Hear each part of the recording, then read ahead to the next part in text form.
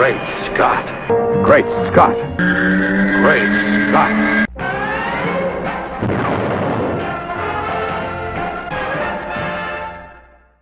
Hello everyone, and welcome to another fabulous episode of Great Scott.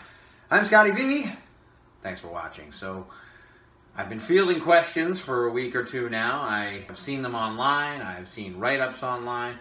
Is it okay to still love Smallville? Or, no, not Smallville, now that's ruined too. Or, is it okay if Chloe is still my favorite character on Smallville, even though this thing with Allison Mack is happening? And if you're unaware of what I am speaking, Allison Mack, of course, lately come to light that she's involved with, and has been involved with since 2006 or 7, a sex cult, which means she was involved when Smallville was still running. She and Kristen Cruick started going when the group was billed as a self-improvement or a self-empowerment group for women. It sounds to me as though the group purposefully preyed on vulnerable women who probably weren't self-assured, who probably weren't extremely confident. Sometimes you see this in actors, actresses, people who perform. The need to always be pleasing, the need to always have people watching them, the need to always make people happy. It happens with a lot of entertainers. I'm an actor and a performer myself. I've been around a lot of performers, a lot of singers, a lot of bands, a lot of music, comedy, comedians. A lot of it is hoping for that validation that maybe you didn't get before, or maybe you always got validation. You could have had great parents or great family life growing up and still feel like you didn't get enough, or you need more, or now that your parents don't give it to you anymore because you're an adult, you need to get it somewhere else.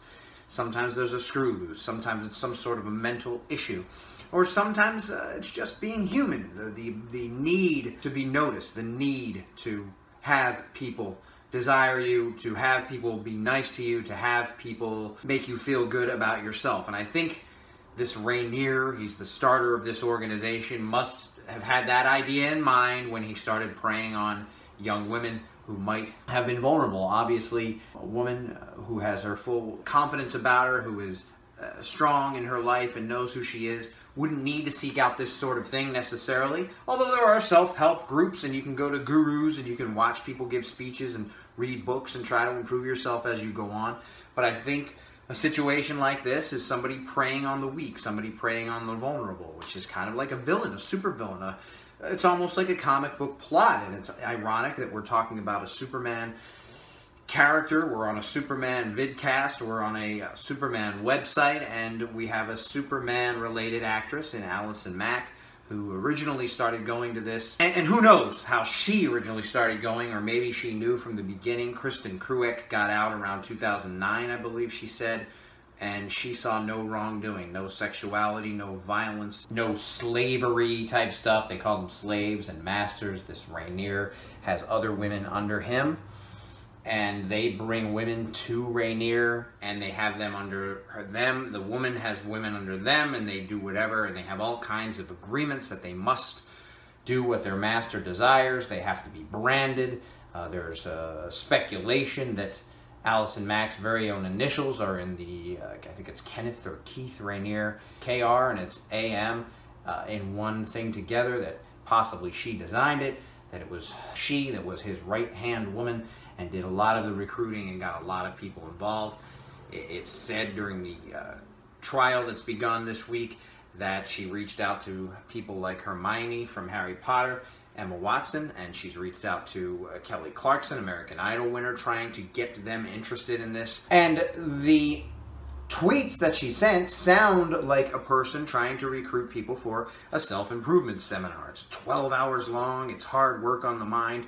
Sounds a little extreme, but if it were just a self-help guru program, I'm sure there are those kinds of things that go on. But turns out that it's a sex cult, and that they're branding women, forcing them to perform sex acts on people, forcing them to lose extreme amounts of weight, stay extremely emaciated. Allison herself looks that way. There are videos online you can watch that apparently were on the site of this NXIVM organization, where Allison interviews the leader. She's his right-hand woman, apparently, allegedly, and where she's completely taken by everything he says. And It's amazing to me how this seems to happen with supervillains of this magnitude, with people who lead cults. They somehow can charm men, women, people into doing what they want them to do and sort of pledging their whole life. And there are write-ups of Allison's contracts and her pledging and her oaths and the things she has promised to do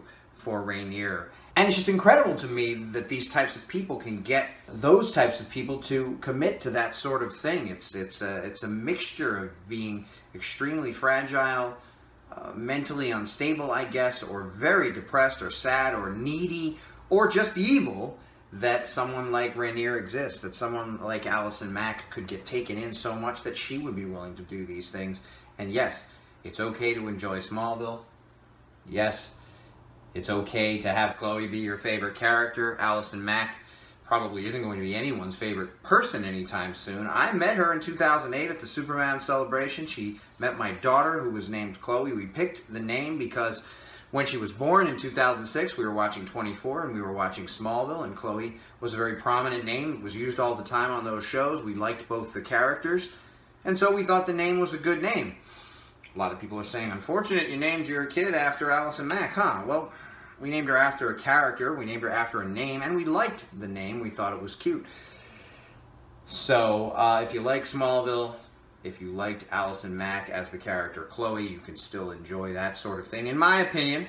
And we'll see what happens to her. She's facing a minimum of 15 years to life imprisonment. They haven't even released her on bail because the bail that her lawyers put forward was not acceptable based on the amount of time she was facing. There's speculation that somehow they may not have known that she was facing so much time, or that she was in as much trouble as she actually is.